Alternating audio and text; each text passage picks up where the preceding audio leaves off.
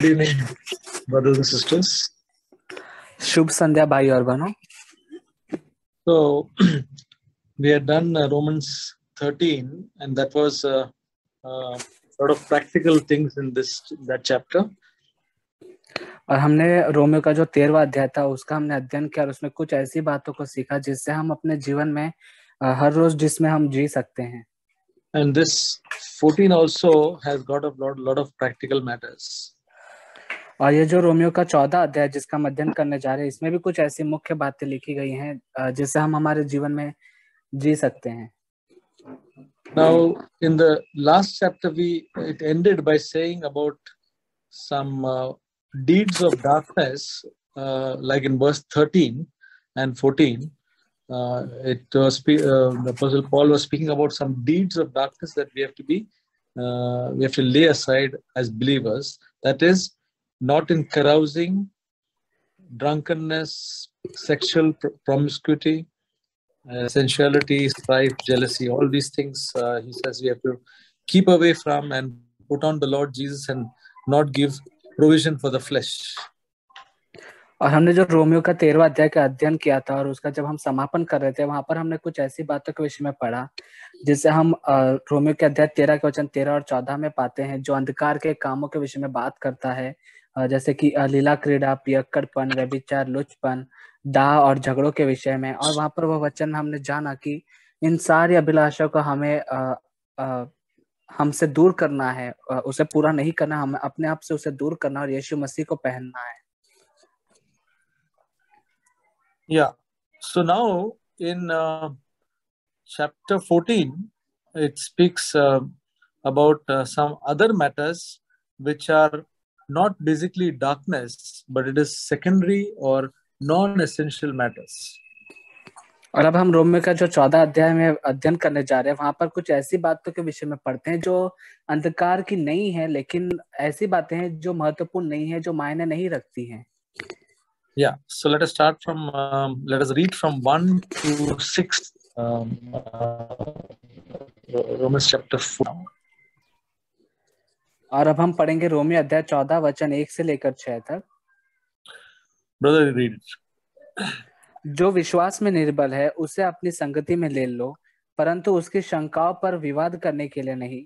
एक को विश्वास है कि सब कुछ खाना उचित है, परंतु जो विश्वास में निर्बल है वह साग पात ही खाता है।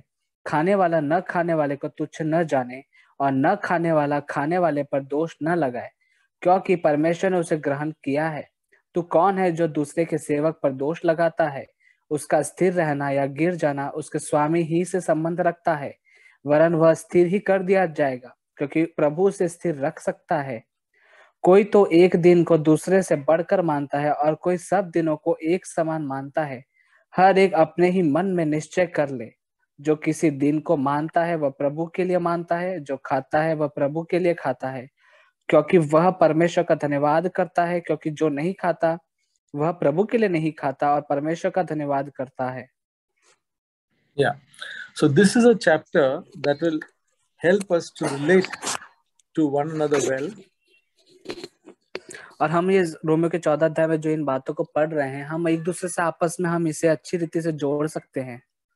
We are all different in culture, in the measure of faith, in our likes and dislikes. और हम सभी एक दूसरे से बहुत ही ज्यादा हमारे तौर तरीके, रीति रिवाज और हमारे विश्वास में जो हमें दिया गया है उसमें हम एक दूसरे से अलग हैं।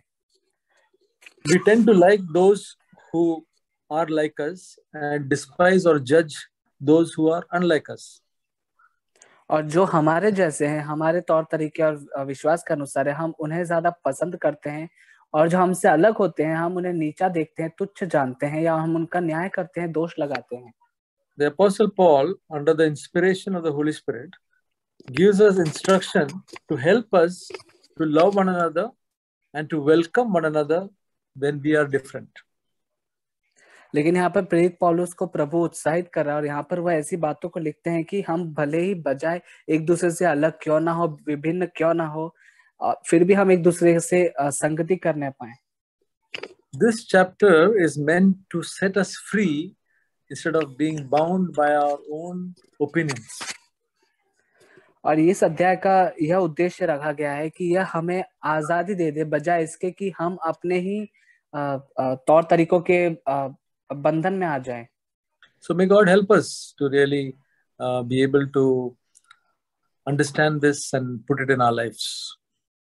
तो परमेश्वर हम सभी की सहायता करे कि हम इन बातों को समझ पाए, ताकि हम अपने इस जीवन में इन बातों को लागू कर सके। Okay, so as it says in verse 1, it speaks about accepting one who is weak in faith. और यहाँ पर रोमी अध्याय 14 का पहला वचन कहता है कि जो विश्वास में निर्बल है उसे अपने संगति में ले लो। So brothers and sisters, this is not weak in faith in Jesus, but weak in faith in some other matters. अब भाई बहनों, यहाँ पर जो विश्वास में निर्बल है, तो यहाँ पर उस विश्वास की बात नहीं हो रही है कि वह व्यक्ति यीशु मसीह पे जो विश्वास रखता है उसमें वह निर्बल है। यहाँ पर उस विश्वास की बात हो रही है जो उसके अलावा हम अन्य बातों से जो संबंध रखता है। It also speaks that it is about weak in conscience. और यहाँ पर और एक व्यक्ति के उस स्वभाव के बारे में बात लिखी गई कि मन के अंदर जो कमजोर होता है, जिसका मन कमजोर है। So it speaks about weak in faith and weak in conscience. It is somewhat the same. और यहाँ पर जो विश्वास में निर्बल है और जो मन में निर्बल है, दोनों ही लगभग एक जैसे हैं।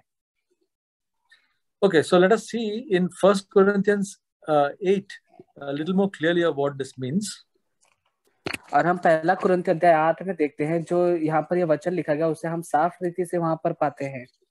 So verse 4 of 1 Corinthians 8 says, therefore concerning the eating of things sacrificed to idols, we know that there is no such thing as an idol in the world and that there is no God but one.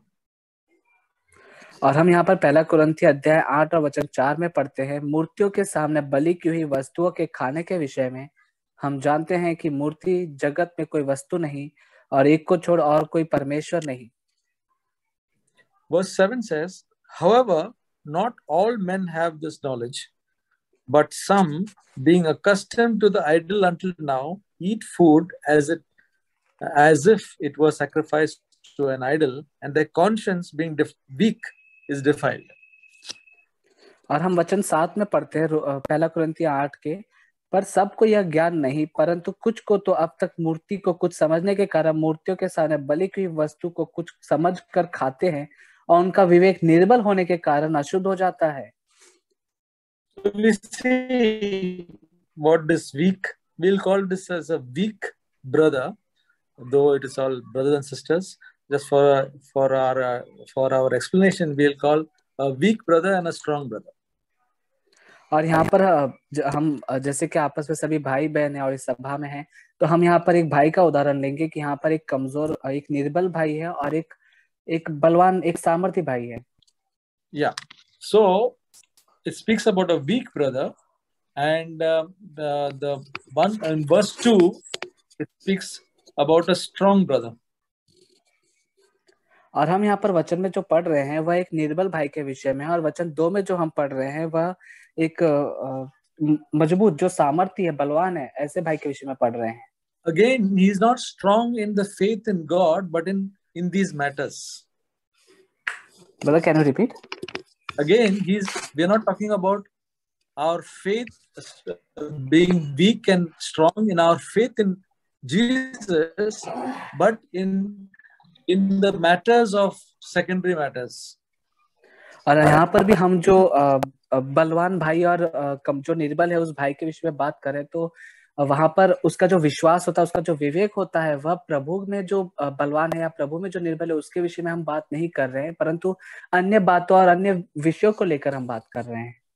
So that should be clear when we think of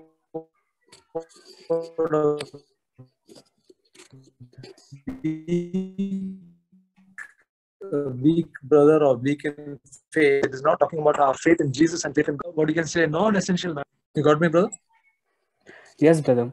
और यहाँ पर हम जो वचन में पढ़ रहे हैं कि विश्वास में जो भाई निर्बल है और जो जिस भाई का मन जो है, विवेक जो है वह भी निर्बल है, और ऐसा भाई जिसका विश्वास बहुत ही मजबूत है और ऐसा भाई जिसका विवेक भी मजबूत है, तो यहाँ पर उस विश्वास की, उस विवेक की बात नहीं होती है जो हम प्रभु यीशु मसीह पर विश्वास करते हैं, परंतु ऐसी बातें जो ज्यादा मायने नहीं रखती और जो अन्य वस्तुएं और विषयों को लेकर है।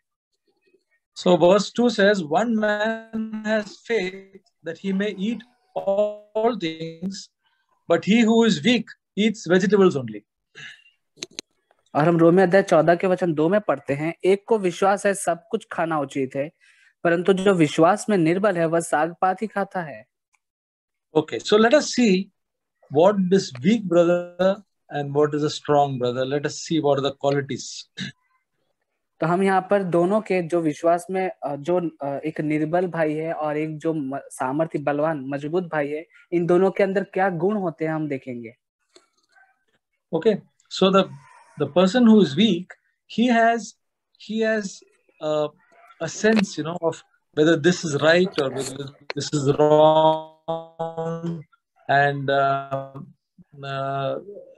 especially in matters of in this context, in matters of eating meat, drinking wine, and observing days, he is exercised to think whether this is right or whether this is wrong. In fact, he feels it should not eat meat or should not drink wine and things like that.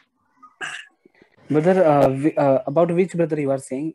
Okay, I'm talking about the first. We're talking about right now. We're talking about the weak brother, and he is one who he's exercising in his mind to think that this is right or this is wrong, and in this particular context, he's thinking that eating meat is not right, and eating and drinking wine is not right, and observing some days, he is having such a mind. और यहाँ पर हम जो निर्बल भाई है उसके विषय में पढ़ते हैं कि वह अपने आप को इतना अभ्यास में लाता है और इतना वह उसकी इंद्रियों को वो काम में लाता है कि वह यहाँ पर बहुत ही बातों में वो भेद करता है कि उसके लिए क्या करना अच्छा है और क्या करना अच्छा नहीं है, उसके लिए सही क्या है, गलत क्या है। और यहाँ पर हम जैसे खाने के विषय में पढ़ते हैं तो वहां पर वह जानता है कि मेरे लिए सब्जी खाना, साग पात खाना ही अच्छा होता है, मैं मांस नहीं खाना, मांस उसके लिए खाना सही नहीं है, और ऐसे यहाँ पर वह बातों में भेद करता है। But you see that whatever he is doing, he's doing it for the Lord and to thank the Lord. In verse 6 it says, he who eats not, for the Lord he does not eat, and give thanks to God. So he is doing it for the Lord. और यह जो भाई है, निर्बल भाई है, जो कुछ भी कर रहे हैं ये प्रभु के लिए करता है और इसके द्वारा वह प्रभु का धन्यवाद करते हैं, जो हम रोमियो 14 के वचन 6 के दूसरे भाग में पढ़ते हैं कि जो नहीं खाता वह प्रभु के लिए नहीं खाता और परमेश्वर का धन्यवाद करता है। Okay, and the next thing about him is that he is not a legalist, like he's not trying to do it so that he may please God, but he is doing it as out of dedication to the Lord, that he's not eating meat or he's not drinking wine, because he's doing it as a dedication to the Lord, not for gaining acceptance before God. और यहाँ पर हम पढ़ते हैं इस भाई के विषय में कि ये जो कुछ भी करता है यह इसके धर्मपंथवादी बनकर, रूढ़िवादी बनकर उसके द्वारा यह नहीं करता है कानूनी तौर पर कि एक रिवाज के तौर पर, परंतु यह प्रभु के लिए अपने हृदय से एक भेंट के रूप में, एक अर्पण के समान वह इन सारी बातों को करता है कि यदि वह मांस नहीं खाता, प्रभु के लिए नहीं खाता, वह दाख रस जो है वह इसलिए नहीं पीता क्योंकि वह प्रभु के लिए नहीं पीना चाहता, तो यह जो कुछ भी जो नहीं कर रहा है वह प्रभु के निमित्त नहीं करता है। So he is doing it for the Lord. He's not like that legalist, like the Galatians, who are trying to keep the law in order to please God. और वह गलातियों के विश्वासियों के समान नहीं था जो रूढ़िवादी बनकर विश्वासी बने थे कि आज्ञा को मानकर, व्यवस्था को मानकर वो परमेश्वर को प्रसन्न करे। Because the Apostle Paul was speaking very much against those Galatians, but here he is not speaking against. He's encouraging them, encouraging these people. क्योंकि हम गलातियों के उस पुस्तक पे, उस पत्रिका में पढ़ते हैं कि प्रेरित पौलुस बहुत ही ज्यादा उनको ताड़ना देते हैं और उन्हें उपदेश देते हैं कि जो लोग इस प्रकार से रूढ़िवादी बनकर जीते, लेकिन यहाँ पर प्रेरित पौलुस को औरों को प्रोत्साहन देता हुआ पाते हैं। So, for a weak brother to really come to some freedom, if he was rightly taught, then he can come to some freedom in his life. और यहाँ पर हम जो निर्बल भाई के विषय में बात करें, यदि उसे सही रीति से शिक्षा दी जाए तो वह अपने जीवन में एक आजादी को अनुभव कर सकता है।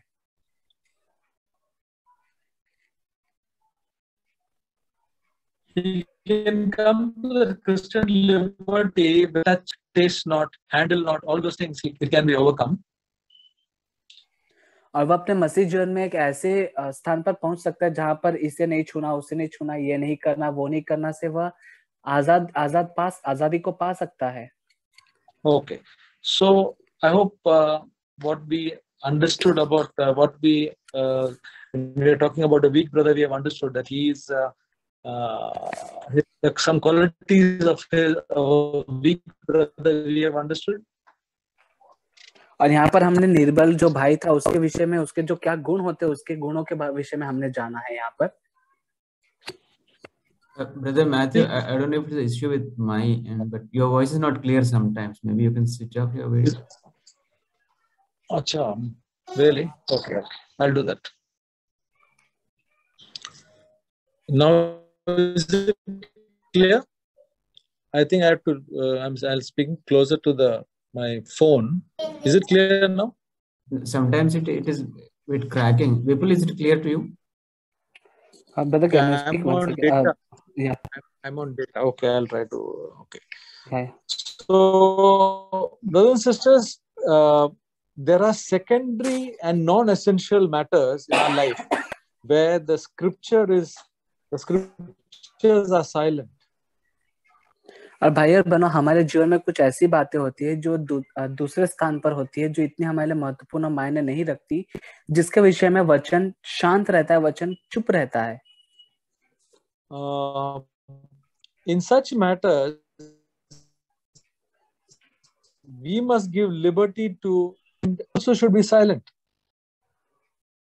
No, brother, your voice was getting cracked. Can you repeat? Okay, achha. So we must, where the scripture is silent, we must also give liberty to one another in such matters. और जहाँ पर वचन किसी विषय को लेकर शांत रहता है, चुप रहता है और वचन कुछ नहीं कहता, वहां पर भी हमें एक दूसरे को आजादी देनी चाहिए और वहां पर हम भी चुप रहें। So there are many matters like that. Like take for instance, going for a cinema, or you can say playing cards, or a dance, or various dresses, wine, etc., etc., etc. ऐसे कई सारे बातें जिन्हें हम उदाहरण के रूप में ले सकते हैं कि ताश खेलना, पत्ते खेलना, अन्य तरीकों के जैसे वो कपड़े पहनावे होते हैं उन्हें पहनना, वाइन लेना, या हम पिक्चर देखने के लिए सिनेमा घर जाना, ऐसे कई सारे बातें हैं। Yeah, so where the Bible clearly says now, in regard to drinking wine, the Bible says about drunkenness is not at all permitted. Drunkenness. और यहाँ पर हम वचन में पढ़ते हैं दाखरस पीने के विषय में, दाखरस लेने के विषय में, तो वचन कहता है कि तुम मतवाले ना बनने पाओ। But about drinking wine, the Bible does not prohibit. लेकिन दाखरस लेने के विषय में वचन कुछ नहीं कहता। Yeah, so we should follow the scriptures and not try to make our own rules. तो हम वचन का पालन करें और हम अपने से ही अपने लिए कोई नियम कानून ना बनाने पाए। So in all these matters where the scriptures are not saying anything, we should not judge one another. और ऐसे बातों पर, ऐसे विषयों पर जहाँ पर वचन हमसे कुछ नहीं कहता, हम वहां पर किसी और का न्याय न करने पाए। Okay, now let us look at what the strong brother is. Let us look at what a strong brother is. तो आइए अब हम जो सामर्थ्य, जो बलवान भाई है, उसके विषय में हम देखते हैं उसके क्या गुण हैं। So this person, he enjoys Christian liberty. और यह जो व्यक्ति है, यह अपनी मसीह में जो आजादी है उसका उसका आनंद लेता है। he eats meat, he drinks wine, he he chooses the day that, he has got, whether he observes the day or does not observe the day, he has got no such rules. कि जैसे कि यह जो सामर्थ्य, जो बलवान भाई मांस खाता है, वह दाख रस भी पीता है, और वह एक दिन को दूसरे दिन से बढ़कर नहीं जानता, उसके सामने एक सारी बात दिन एक समान है. So for him all things are clean. तो इस व्यक्ति के लिए, इस भाई के लिए सारी बातें जो है वह साफ है. For him that touch not, taste not, handle not, all those things don't bother him. कि इस भाई के लिए कि तुम उसे मत छुओ, इसे मत छुओ, उसे मत पकड़ो, ये मत करो, यह भाई इन सारी बातों से इस भाई को कोई परेशानी नहीं होती. So now these two types of people, this chapter is dealing with. दो प्रकार के लोगों के साथ में जहां पर यह अध्याय जो है रोमियो का यह व्यवहार करता है. In verse 3, chapter 14, it says, let him who eats, let not him who eats regard with contempt him who does not eat, and let not him who does not eat judge him who eats, for God has accepted him. और हम तीसरे वचन में Romeo अध्याय 14 और वचन 3 में पढ़ते हैं, खाने वाला न खाने वाले को तुच्छ न जाने, और न खाने वाला खाने वाले पर दोष ना लगाए, क्योंकि परमेश्वर ने उसे ग्रहण किया है. So the one who eats, or you can say who is strong, is now looking at contempt with the one who is weak. तो यहाँ पर हम उस बलवान भाई के विषय में बात करते हैं कि वह संतुष्ट है और जो नहीं खाता है उस भाई को देखकर. He is having contempt. Contempt means he's having some. He's thinking of him as nothing. What this fellow is. He's having a very, very different, wrong attitude. और जो सामर्थ्य मजबूत भाई है, वह उस निर्बल भाई को देखकर उससे ऐसे जानता है जैसे कि ये क्या है, कुछ नहीं, और वह उसके साथ में एक नीचा देखने जैसा व्यवहार करता है. And the weak brother who does not eat, he's judging the person who is eating, saying that, why is eating all these things and here which is not eat, and he's having a judgmental attitude. लेकिन जो भाई कमजोर है, निर्बल है, वह जो उस भाई को देखकर, जो सामर्थ्य है सब खाते हुए देखकर, वह उस पर दोष लगाता है, यह कहकर कि ये सारी बातें नहीं खाना चाहिए, उचित नहीं है, और इस प्रकार से वो उस पर दोष लगाता है. So both are at fault. One is having contempt, one is having judgment. तो हम यहाँ पर देखते हैं कि दोनों ही जो कर रहे हैं वो गलत काम कर रहे हैं, और दोनों ही उसमें दोषी ठहरते हैं. एक जो है वह तुच्छ जानता है, दूसरा जो है वह दोष लगाता है. So verse 4 says, who are you to judge a servant of another? और वचन 4 हम पढ़ते हैं, तू कौन है जो दूसरे के सेवक पर दोष लगाता है. So brothers and sisters, we are all servants of God, and we have to give an account to God, and not nobody has to give. Even my wife does not have to give an account to me. She has to give an account to God. और भाइयों बहनों, हम सभी प्रभु के सम्मुख सेवक हैं, और हम सभी को हमारा जो लेखा है वह प्रभु को देना होगा. यहाँ तक कि मेरी पत्नी भी है, उसे मुझे लेखा देने की आवश्यकता नहीं, परंतु उसे प्रभु को लेखा देना है. So just to understand this, suppose we go to a house, we are as a guest, and we are at the dining table, and some food is served. Okay. और उदाहरण के लिए मान लीजिए हम किसी के घर पर मेहमान के रूप में जाते हैं, मेहमान बनकर, और हम वहां पर भोजन करने उस टेबल पर बैठते हैं, और वहां पर हमारे सामने भोजन की वस्तुएं रखी जाती हैं. So the servant, say the domestic servant of that house, comes and serves some food there. और उस जिस घर पर हम गए हैं वहां पर जो सेवक होता है वह आता है और हमें खाना परोसता है. And we don't like some part of the food, and we scold that servant, saying that, why, you didn't make some tasty food. Suppose we say like that. और हम यहाँ पर आगे देखते हैं कि हम जब वो खाना परोसता है और उसमें से कोई ऐसी खाने की वस्तु होती है जो हमें पसंद नहीं आती, अच्छी नहीं लगती, तो हम उस सेवक से कहते हैं कि यह तुमने क्यों बनाया, कैसे बनाया, इसकी यह नहीं चाहिए था। Now she is a servant of the other house, not she's not my servant. और वह मेरे घर की सेवक नौकरानी नहीं है, सेवक नहीं है, वह दूसरे के घर का सेवक है। So it's not a right thing for me to say anything to that servant. तो मुझे यह अधिकार बिल्कुल भी नहीं है कि मैं दूसरे के घर में जो सेवक है उससे मैं कुछ करने के लिए कहूँ या बताऊं। Same way, whenever we go into other people's life, it is just like that, because each one of us is not the servant of the other person, is not the servant of me. He's the servant of God. और वैसे हम जब कभी किसी के घर पर जाते हैं, हमारे साथ यही होता है कि हम उस दूसरे के घर में जाते हैं, वहां पर हम उसके नौकर को या सेवक को देखते हैं, तो वह प्रभु के लिए सेवक है, वह मेरा नौकर, मेरा सेवक नहीं है। So that's why we should not judge or have contempt towards anybody else. तो यही कारण है कि हम इसी कारण से हम दूसरे को, किसी को भी तुच्छ न जानने पाए या किसी पर दोष न लगाने पाए। But it's because it says his own master will see whether he stands or falls. और हम वहां पर पढ़ते हैं कि क्योंकि उसका खड़े रहना या फिर उसका स्थिर रहना, गिर जाना उसके स्वामी से संबंध रखता है।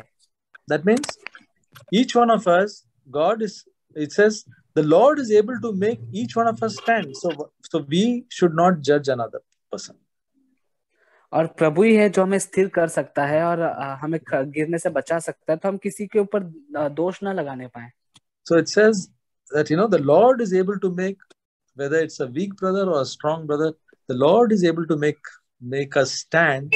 So we should not have judgmental or contempt to one another.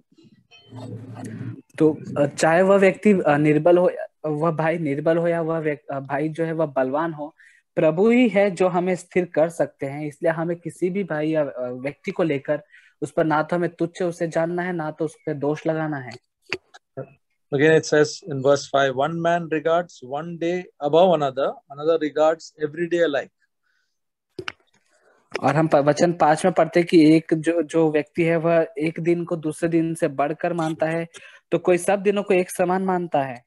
Sometimes some people celebrate Christmas or Easter or something like that, and others, many of us say, every day is for me, the birth of Christ, and like that.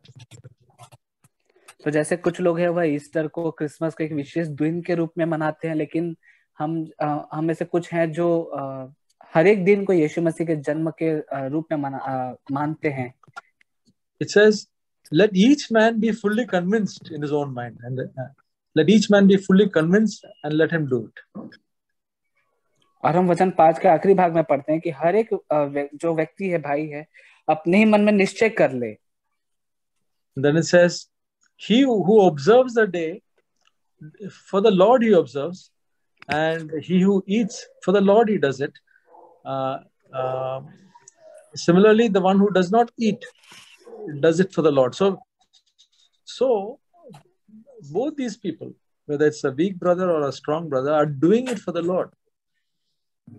और हम आगे वचन 6 में पढ़ते हैं कि जो भी भाई है, वो जो किसी दिन को मानता है वह प्रभु के लिए मानता है, और जो खाता है वह प्रभु के लिए खाता है, क्योंकि वह परमेश्वर का धन्यवाद करता है, और जो नहीं खाता वह प्रभु के लिए नहीं खाता और परमेश्वर का धन्यवाद करता है।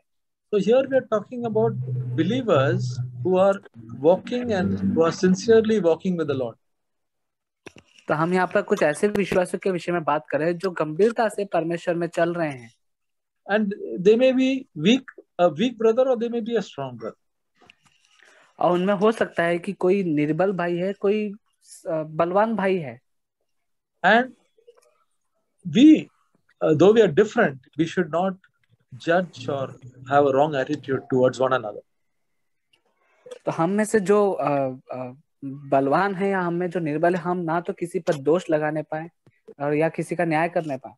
So here it was talking about eating meat, about drinking wine, and about days, observing days. But there are so many other things which is not mentioned, in which we can have differences. और यहाँ पर हम वचन में पढ़ते हैं कि मांस खाने के विषय में या दाखरस पीने के विषय में या किसी दिन को विशेष रूप से मानने के विषय में हम यहाँ पर अंतर को पाते हैं वचन में, लेकिन इसके अलावा और भी कई सारी ऐसी बातें हैं इसके अलावा बाहर भी। So let us be careful that where the Bible is silent, let us also be silent and not judge one another or have a wrong attitude. तो भाई बहनों, मैं आपसे कहना चाहता हूँ कि आइए जहाँ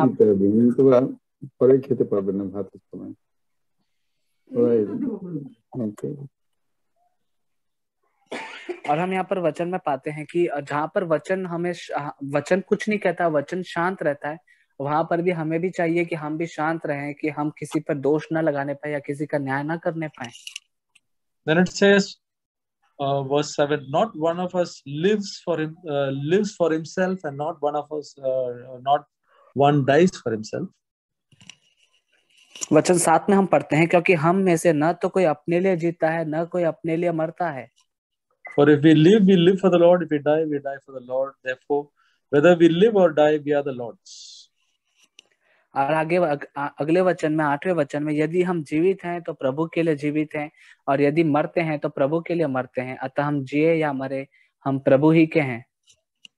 This is what as a believer we should be, that whether when we live for the Lord. When we die, we want to die for the Lord. That's the life that God has called us. एक विश्वासी होने के नाते परमेश्वर ने हमें एक ऐसे जीवन को ही जीने के लिए बुलाया जहाँ पर यदि हम जीते हैं तो अपने लिए नहीं जीते हैं, और मरते हैं तो अपने लिए नहीं मरते हैं। हम प्रभु के लिए जीते हैं, प्रभु के लिए मरते हैं। Then it says in verse 9, for to this end Christ died and lived again, that he might be Lord both of the dead, that he's the Lord of the ones who are dead in Christ, and he's the Lord of the ones who are living for Christ. और अगले वचन 9 में हम पढ़ते हैं, क्योंकि मसीह इसीलिए मरा और जी भी उठा कि वह मरे हुए और जीव तो दोनों का प्रभु हुआ। अर्थात जो मसीह में मर चुके हैं या मसीह में जो जी रहे हैं, प्रभु दोनों के लिए ही प्रभु हैं। Then verse 10 says, but why do you judge your brother, or again, why do you regard your brother with contempt? Again, it's repeating, for we shall all stand before the judgment seat of Christ. Now it is getting very serious. और अगला वचन 10 में हम पढ़ते हैं, तू क्यों अपने भाई पर दोष लगाता है, या तू फिर क्यों अपने भाई को तुच्छ जानता है। यहाँ पर हम फिर से पढ़ते हैं तुच्छ जानने के विषय में, और हम सब के सब परमेश्वर के न्याय सिंहासन के सामने खड़े होंगे। और यहाँ पर बहुत ही गंभीर बात वचन कहता है। Verse 11 says, for it is written, as I live, says the Lord, every knee shall bow and every tongue shall give praise to God. और वचन 11 आगे कहता है, क्योंकि लिखा है, प्रभु कहता है, मेरे जीवन की सौगंध की हर एक घुटना मेरे सामने टिकेगा और हर एक जीव परमेश्वर को अंगीकार करेगी। So then 12, each one of us shall give an account of himself to God. तो 12वां वचन हम पढ़ते हैं, इसलिए हम में से हर एक को परमेश्वर को अपना अपना लेखा देगा। Yeah. Verse 13, therefore let us not judge one another anymore, but rather determine this, not to put an obstacle or stumbling block in another brother's way. और वचन 13 हम पढ़ते आता, आगे को हम एक दूसरे पर दोष न लगाए, पर तुम यह ठान लो कि कोई अपने भाई के सामने ठेस या ठोकर खाने का कारण ना रखें। So we should not have this judgmental attitude or a contempt in our heart, because we will all have to give an account of ourselves on that day when we stand before God.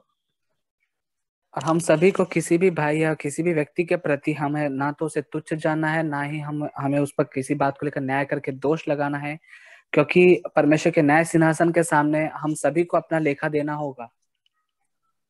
Yeah, when we stand before God, God will judge us for our service, for our sanctification, for how we have lived, and according to that, the rewards, the Bible says, there will be rewards for us. So it will be based on how we have lived.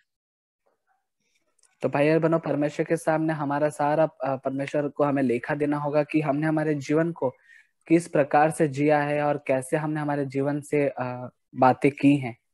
और परमेश्वर वचन कहता है कि परमेश्वर को लेखा देना होगा, जिस आधार पे हमने जिया है उसके अनुसार प्रभु हमें प्रतिफल भी देगा।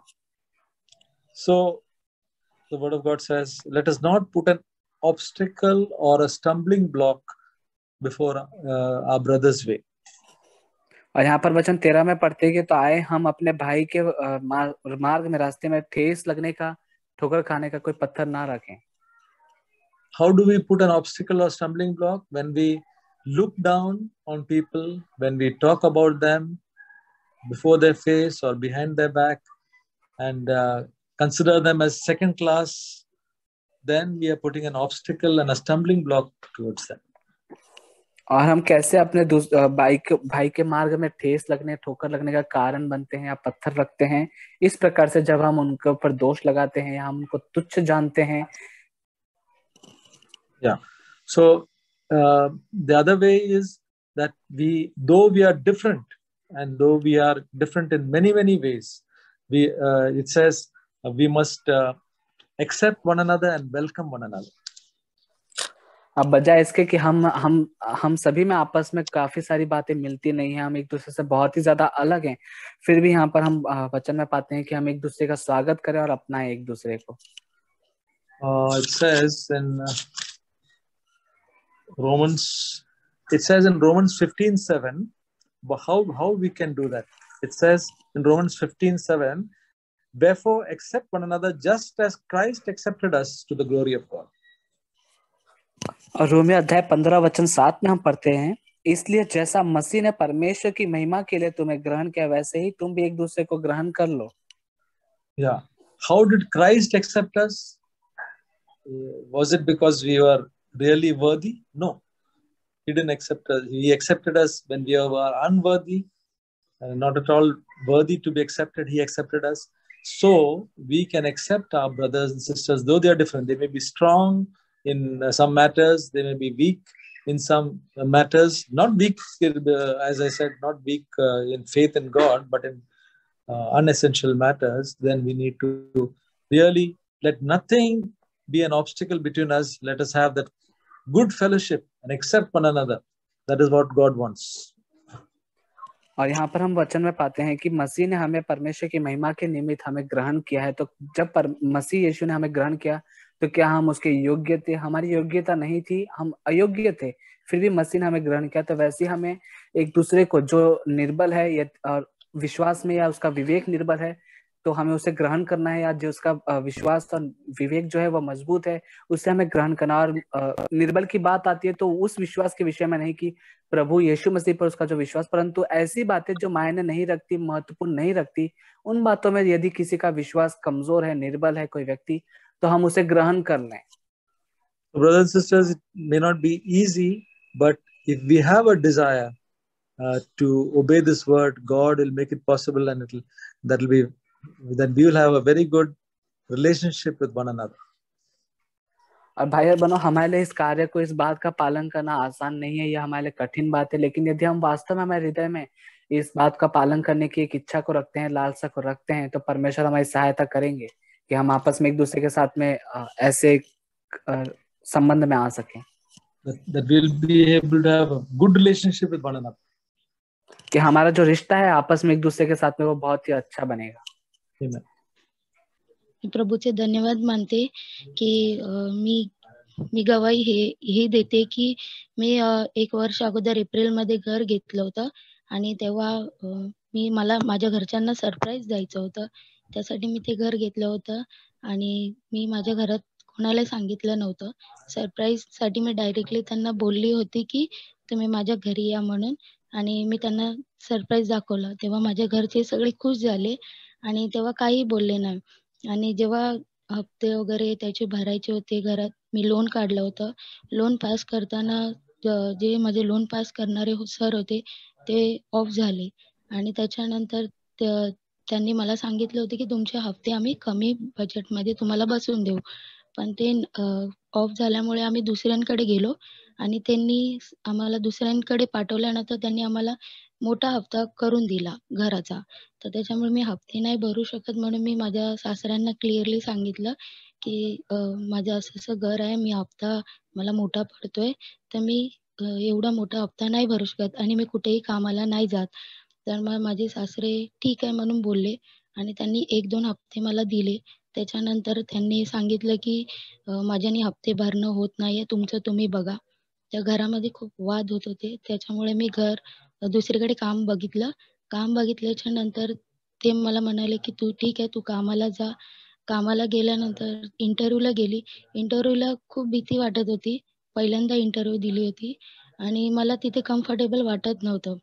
तर मी तिकडे त्यांना इंटरव्ह्यू दिल्यानंतर तिकडून परत बाहेर यायचा विचार केला, पण म्हणलं नाही, आता इंटरव्ह्यूला आली तर इंटरव्ह्यू दिलीच पाहिजे म्हणून. इंटरव्ह्यूवरून आल्यानंतर दुसऱ्या दिवशी मला तिथे ट्रेनिंगला बोलवलं. मी ट्रेनिंगला जायचं होतं, पण मला खूप भीती वाटत होती की मला तिथे परत नाही जायचं आहे. मी देवाला खूप प्रार्थना केली, प्रभू येशूला खूप प्रार्थना केली की प्रभू, माझ्या मनामध्ये भीती वाटते, मला जायची इच्छा तिथे होत नाहीये. तर तुझी इच्छा असेल प्रभू तर मला तिकडे पाठव. तुझी इच्छा नसेल तर मला तिथे नको पाठवू. म्हणून देवाला प्रार्थना केली आणि मी परत सकाळी उठली आणि तयारी करून परत निघाली की प्रभू, मला भीती वाटते, मला जायची इच्छा नाही होत आहे. तुझी इच्छा असेल तर प्रभू मला तिथे इंटरव्ह्यूला किंवा ट्रेनिंगला पाठव. तर मी तिथून बाहेर आली माझ्या रूममधून. तर माझ्या सासऱ्यांनी मला डायरेक्टली बोललं की तुम्ही नाही जाऊ शकत, तुला नाही जायचं आहे, तुला जे काय आहे तुझे हप्ते मी भरणार. आणि माझं मन तिकडे एकदम प्रसन्न झालं की देवाने माझी प्रार्थना ऐकली. मी देवाला धन्यवाद देते, प्रभू येशू मसीहला धन्यवाद देते. पिता खूप खूप धन्यवाद की माझ्या सासऱ्यांच्या मनात घातलं आणि मी त्याच्यातून बाहेर पडली आणि मला त्यांच्याबद्दल काहीच राग नाही आला आणि देवाने मला मार्ग दाखवलाय. देवाच्या मार्गावरही मी चालतेय आणि खूप देवाचे धन्यवाद. आमीन. एक्चुअली मुझे टेस्टमोनी भी देना है और एक्चुअली आज का जो वचन था वो बहुत ही अच्छा था। परमेश्वर हमें सबको सिखाते हैं कि जैसे किसी के साथ भेद मत करो, और जो भी है जो परमेश्वर के लिए कर रहा है और कोई खा रहा है तो परमेश्वर के लिए खा रहा है, कोई नहीं खा रहा है तो परमेश्वर के लिए नहीं खा रहा है। तो ये बहुत ही अच्छा वचन था, ताकि हम लोग एक क्राइस्ट बॉडी में जो जैसे है, तो अलग अलग तरह के लोग हैं हम सब, और अलग अलग तरह की जिंदगी जीते हैं, और उसमें हमें कैसे एक दूसरे के साथ संगति रखना है, ये परमेश्वर ने मुझे ये वचन से सिखाया, बहुत अच्छे से सिखाया। इसके लिए मैं प्रभु का धन्यवाद करती हूँ। और मुझे टेस्टिमोनी देना है, ऐसे कि आज सुबह मैं जा रही थी बस से ऑफिस के लिए, और बस मैं ऐसे रेगुलर अपने ब्रदर जैक के मैसेजेस सुन रही थी, प्रवर्ब के चैप्टर सुन रही थी, और अचानक से मेरे बस का एक्सीडेंट हो गया। और it was very hard accident की मतलब वहां पे एक बड़ा सा नाला है आरे कॉलोनी में, वहां पे मेट्रो का काम चालू है, इसकी वजह से आयरन शीट लगा हुआ है हर जगह पे। और जैसे ही मतलब हमारा बस वहां से गुजर रहा था तो बस ड्राइवर का एकदम इम्बैलेंस हो गया उसका, और वो सडनली बस एकदम जाके आयरन शीट पे ये हो गया, और वहां पे वो आयरन शीट था इसीलिए बस बच गया, नहीं तो बस पलटी हो जाता। और इतना जबरदस्त एक्सीडेंट हो गया, हम लोग उतर भी नहीं सकते थे। फिर ड्राइवर की जगह का जो दरवाजा था वहां से सब लोग नीचे उतरने लगे, बट बाय गॉड ग्रेस सच्ची परमेश्वर ने इतना अनुग्रह किया मॉर्निंग में कि किसी को ज्यादा चोट नहीं आई, थोड़े बहुत लोगों को लगा क्योंकि बस पूरा भरा हुआ था और स्टैंडिंग लोग भी ज्यादा थे, और मैं तो ड्राइवर के पीछे वाले सीट पे बैठी थी जहाँ पे आयरन रॉड लगे हुए थे। जैसे मैं मतलब सुनते सुनते मेरा ध्यान ऐसे गया कि बस टर्न हो रहा है, और टर्न हो रहा है इसलिए मैंने तुरंत वो रॉड को पकड़ा, और मतलब मुझे लगा नहीं, बिल्कुल भी नहीं लगा, और मैंने वो रॉड पकड़ा इसलिए मुझे लगा नहीं बिल्कुल भी, इसके लिए मैं परमेश्वर का धन्यवाद कर रही हूँ। और सच में आज जैसे हम एवरीडे प्रेयर करते हैं उठ के कि परमेश्वर आज का दिन आपने हमें दिया, आज बहुत से लोग आज ये दिन नहीं देख पाए, लेकिन आज सच्ची मुझे ऐसे ही लगा कि उस टाइम पे कि सच में बहुत से लोग होते हैं जो एवरीडे नहीं देख पाते, लेकिन परमेश्वर हमें एवरीडे जिंदा रखता है, एक नई आशा के साथ में परमेश्वर हमें चलाता है, एक नई चुनौती देता है, और उसके लिए जीने के लिए एक प्रतिदिन देता है। इसके लिए मैं परमेश्वर का धन्यवाद करती हूँ। It's very often that we always have this thing in us that we always judge others. और ये बात बहुत सच्ची है कि हमारे अंदर यह एक ऐसा चरित्र होता है कि हम हमेशा दूसरों का न्याय करते हैं। Wherever we may be in a workplace, we may be with our families, we may be in church. We have this thing inside that we judge. We have this that we can judge anybody, means which is not right actually. तो हम कहीं पर भी क्यों ना हो, भले ही हम अपने दफ्तरों में हो, अपने परिवार में हो या किसी रिश्तेदार के घर हो, हमारे अंदर यह बात हमेशा रहती है कि हम दूसरों का न्याय करने के लिए हमेशा तैयार रहते हैं, और यह बात सही नहीं है। I want to read from Matthew chapter 7. It says, "Judge not that you be not judged." And 2 says, "For with the judgment you pronounce, you will be judged, and with the measure you use, it will be measured to you." तो मैं वचन भी दोष लगाया जाएगा, और जिस नाप से तुम नापते हो उसी से तुम्हारे लिए भी नापा जाएगा। So we must understand that when we pass a judgment on others, it means we are taking the seat of the judgment where our heavenly Father sits. तो ये बात हमेशा हमें याद रखनी चाहिए कि जब भी हम किसी दूसरे का न्याय करते हैं तो हम परमेश्वर के उस सिंहासन पर खुद बैठ जाते हैं जिसमें हमारे स्वर्गीय परमेश्वर को बैठना है। So I would read from John chapter 3 verse 17. It says, "For God did not send his son into the world to condemn the world, but to save the world through him." तो मैं एक और वचन पढ़ना चाहता हूँ, यूहन्ना के 3 अध्याय का 17वां वचन। परमेश्वर ने अपने पुत्र को जगत में इसलिए नहीं भेजा कि जगत पर दंड की आज्ञा दे, परंतु इसलिए कि जगत उसके द्वारा उद्धार पाए। So we must remember God did not send his son Jesus to condemn us, but to save us. तो ये बात हमेशा हमें याद रखनी चाहिए कि परमेश्वर ने अपने एक लौते पुत्र को इसलिए नहीं भेजा कि वे हम पर दोष लगाए, परंतु इसलिए भेजा कि वे हमें उद्धार दे। Let's remember that story where all this group of people came to stone that lady because she had done some adultery. तो उस कहानी को हमें याद रखना चाहिए कि जहां पर सारे लोग इकट्ठा होकर उस स्त्री के ऊपर पथराव करने के लिए इकट्ठा थे जिसने व्यभिचार किया था। And Jesus said to them, "The one who has not sinned can cast the first stone." और फिर यीशु मसीह ने उनसे कहा कि जिसने भी पाप नहीं किया है वह पहला पत्थर फेंक सकता है। But all this entire group, they turned back and went away. और इस बात के बाद जो सारा झुंड था वह पीछे मुड़ गया और वह चला गया। So one thing what Jesus told this lady, "Is there anyone there to condemn you?" तो फिर उसके बाद यीशु मसीह ने इस स्त्री से कहा कि यहाँ पर